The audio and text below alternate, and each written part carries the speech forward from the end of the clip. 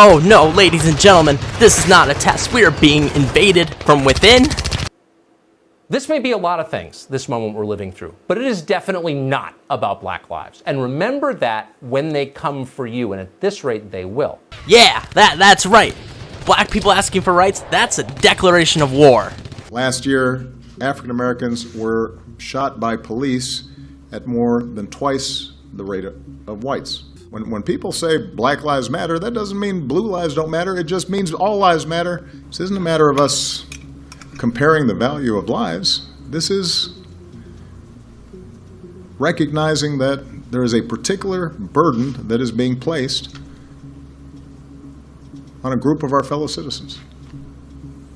And we should care about that. That doesn't sound like war. It sounds like people using their First Amendment right to demand basic, fundamental human rights. Tucker's language here is as old as racist dog whistles come. Here's a comic from a racist cartoon in the 1960s. The author even did one for anti-Semites. Do I think Tucker read the comic and that inspired his rhetoric the other night? No, I hardly believe Tucker can read. Do I think Tucker was being racist and deliberately using language to inflame his old white viewers? Oh yeah! Tucker Carlson always has this stupid look on his face the entire show, like he's having a hard time understanding. It's part of this goofy persona he puts on to disguise himself as a blue-collar man. However, that couldn't be further from the truth. Tucker Carlson is no everyday man. In fact, before he got paid to act like he was just a bewildered man stuck in 1990 trying to make sense of our constantly changing society, he said this. How do you pay your bills? Well, I'm extraordinarily loaded just from money I, inherited. You're a trust fund baby, are you not? No, completely. I've never needed to work. I mean, it's all just the whole cable news thing. It was like a phase I was going through. He went to a private boarding school in high school and then went to Trinity College. His stepmom is the heiress to the Swanson Food Company. And when his biological mom died, all $2.7 million of her assets and oil went straight to him. This is no man of the people. This is a paid provocateur. In this video, I'm going to break down and point out the racist dog whistles that Tucker and a lot of right-wing pundits use to rile up their base of Karens throughout the video, and perhaps it'll also be a good moment for you to reflect on what language you use as well. I think we should all use this national moment to get better. Before we go any further, if you like this video, make sure you give it a like, and also subscribe down below. I have more videos coming out, more about the 2020 election, and I'm sure that my war with Fox News is just beginning. Let's take a look at what our frat boy's mad about today. Highly aggressive, emotionally charged activists took over our culture. They forced the entire country to obey their will. Here's a classic example of a Tucker, or a racist dog whistle. Referring to young black people as highly aggressive is not a new thing. This stereotype is so ingrained in our society that the American Psychological Association did a study and found that the majority of respondents saw a black man as larger, more threatening, and more harmful in an altercation with police than a white person. And they were more likely to say use of force is justified against black men than white men. However, the men used in the study had the same body measurements and the same bench pressing records. The stereotype of black males being larger than white males isn't even true. According to the CDC's study of height and weight in Americans, black Americans are on average an inch shorter than their white counterparts. Then, when he uses the phrase obey their will, really solidifies the dog whistle. We come back to our initial racist cartoon here. Tucker is trying to get his white viewers to believe that they are in some way under attack from black Americans. Statements of fact and opinion that were entirely within the bounds of reasonable conversation just last Sunday, suddenly, a week later, were enough to get you fired from your job, and a number of people were fired. My, oh my, what could these mystery facts and opinions be, Tucker? Here's another example of a dog whistle. What statements of facts would Tucker's viewers be using a week ago that were still unacceptable then, that can now get them in trouble if they used it now?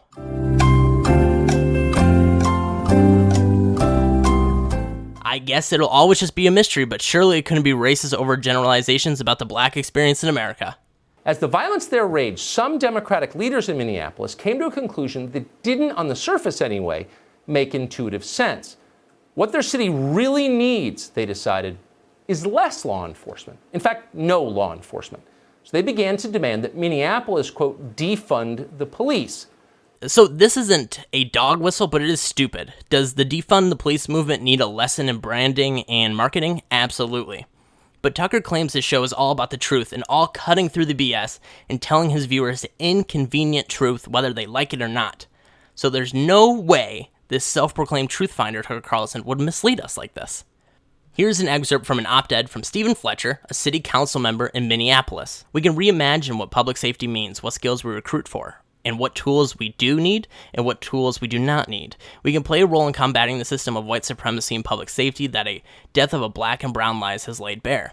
We can invest in cultural competency and mental health training, de-escalation, and conflict resolution. We can send a city response as appropriate to each situation and makes it better. We can resolve confusion over a $20 grocery transaction without drawing a weapon or pulling out handcuffs. So this isn't about getting rid of law enforcement.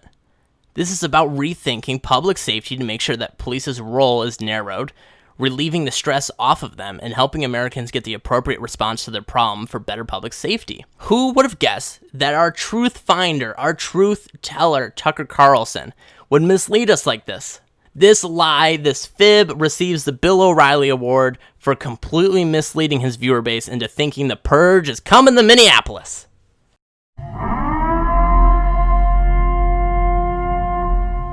Now, the first thing you notice about this idea is how unpopular with the public it is.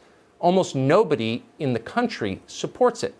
But the activists, undeterred, kept pushing the idea.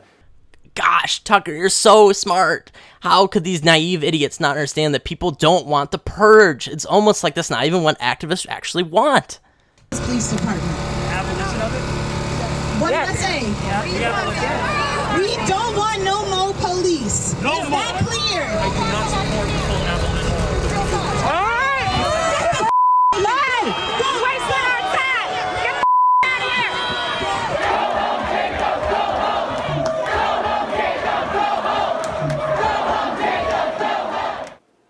What a remarkable piece of tape that is. Has a big city mayor in this country ever been more thoroughly humiliated? Get the F out of here, she screams. Go! Well, the correct answer to that, needless to say, is up yours, lady. I'm not going anywhere. I run this city. Do you doubt that the entire crowd would have cheered Jacob Frey if he'd said that? Yes. The most telling moment, though, came just before that, when the woman in sunglasses threatened to defeat the mayor in the next election. What does that tell you? It tells you that Black Lives Matter is, in fact, a political party, maybe the strongest political party in the United States as of tonight. Democrats have no intention of abolishing the police. Listen carefully and you will hear them admit that. Wow, maybe I underestimated Tucker's cognitive ability. This is basically what activists are saying. He gets it. Instead, they want to replace the police. Take the people who currently have badges, many of whom, by the way, voted for Donald Trump, and swap them out for new people, people who hate Donald Trump and hate the people who voted for Donald Trump. There's an old saying in Tennessee, I know it's in Texas, probably in Tennessee, that says, fool me once, shame on you. If fool me, we can't get fooled again. It's hard to overstate how vicious the crackdown on free speech and free thought has been in the last few days. Here's the new rule, and it defines everything. You are not allowed to question Black Lives Matter in any way. Here we go again. You are allowed to criticize Black Lives Matter, Tucker. There's actually been a lot of criticism of Black Lives Matter. Everything from tactics to being viewed as anti-police to not being focused enough on black women. If you're being silenced for your criticism, then chances are you're being racist. But I'll withhold my judgment. Enlighten me. Full stop. That rule has been enforced without mercy everywhere, and not just in this country. In Vancouver, a men's basketball coach was fired for liking a tweet that questioned Black Lives Matter. Meanwhile, a player on the LA Galaxy, that's the professional soccer team in Los Angeles, was fired because his wife said something critical online. Not him, he didn't do it, his wife. Wow. I'm sure this is just one big misunderstanding. What could Tucker consider just being critical of Black Lives Matter? Tikatai's posts included a profane call, written in Serbian, to kill protesters. Another called protesters disgusting cattle, also in Serbian. This is what you're upset about, Tucker? This is a video about dog whistles. I didn't realize Tucker was going to double down on being a white supremacist. Imagine being a high school student right now. High school students who refused to show affirmative support for Black Lives Matter on their Instagram accounts were shunned by their friends. You know, Tucker, You know, Tucker, if kids are now learning to be accepting, to fight for the right thing, and to be aware of their privilege at 15, then that is an extraordinary leap for this country. Boo-hoo. Kids are getting shunned for being racist. What a profound tragedy. Save your crocodile tears for something else, Tucker. In an environment like this, we've never lived in an environment like this, but you can imagine, in an environment like this, most people get the message very fast. And the weak ones are quick to join in, just like the good little red guards they've always been underneath it all. Here's Mitt Romney on the march. A way to end violence and brutality and to make sure that people understand that Black Lives Matter. Mitt just wants to make sure that Americans understand, get it through their thick heads, that Black Lives Matter. As if Americans didn't know that. Accusing Mitt Romney of being an opportunist of this moment is so disgusting. I'm not a Mitt Romney fan by any stretch of the imagination, but I almost feel compelled to defend him because Tucker is such a moron. Mitt Romney is a good person, which is a rare trait in Republican senators. Mitt Romney's dad, George Romney, railed against his own party to stop segregation. Mitt Romney has spoken out against racism from his own party several times these past few years. Mitt Romney has a black grandson. God forbid he stand up for a better future for his grandchild. Black Lives Matter painted in enormous yellow letters on 16th Street in downtown D.C. Kind of a bold move if you think about it, making a street partisan. Imagine a big city mayor naming a major thoroughfare NRA Avenue or Planned Parenthood Boulevard. Oh, Tucker's telling on himself again. Tucker's attempt here to say that putting Black Lives Matter on a street is making it partisan really exposes what he truly does think about race in America. This is a human rights issue. This isn't a political issue. He could not be more wrong. Tucker has one redeeming skill, and that is somehow always being on the wrong side of history. Always. He's like a weather vane for being awful. Also, there's literally a high school, a sports team, and a public park in Brooklyn named after the founder of the NRA. Suddenly it feels like all the adults have gone to St. Bart's and turned off their cell phones. Who's running this country? Who's in charge? Anyone? That is a brilliant question, Tucker. Where has President Trump been this whole time? Before you comfort yourself with that thought, keep in mind it wasn't just Nancy Pelosi, not by a long shot. Members of the National Guard kneeled too. So did a group of FBI agents. So did the Prime Minister of Canada, Justin Trudeau, who just the other day was wearing blackface. Now he's with Black Lives Matter. The police chief of Webster, Massachusetts went even further than that. He lay on the ground before them in complete submission.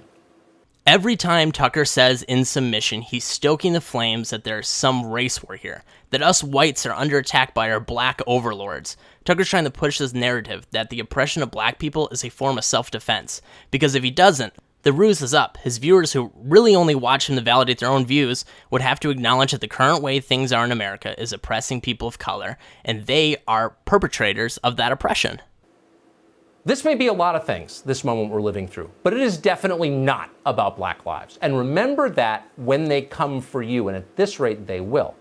Anyone who's ever been subjected to the rage of the mob knows the feeling. It's like being swarmed by hornets. You cannot think clearly.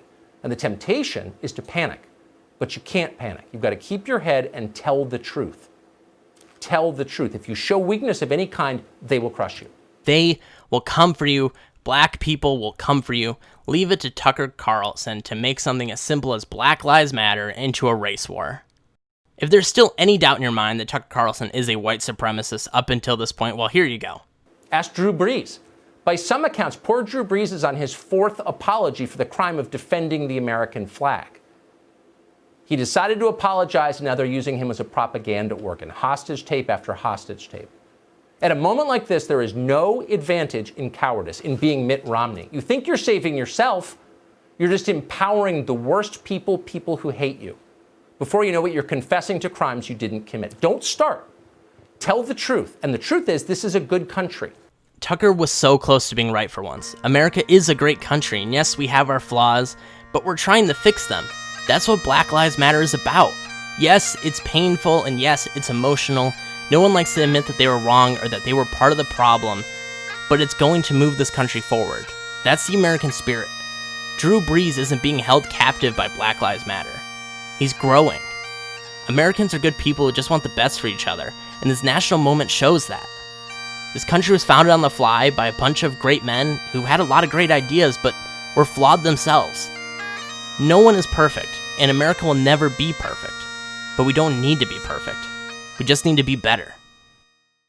I think there's kind of a deep phoniness at the center of his shtick, because it's sort of built on this perception that he is the character he plays. He is every man, this kind of, he's not right-wing, he's a populist, fighting for you against the powers that be. And that's great as a shtick, but I'm just saying the moment that it's revealed not to be true, it's over, right? Because the whole thing is predicated on the fact that he is who he says he is. And just nobody is that person, especially not someone who makes $1 million, or many millions a year.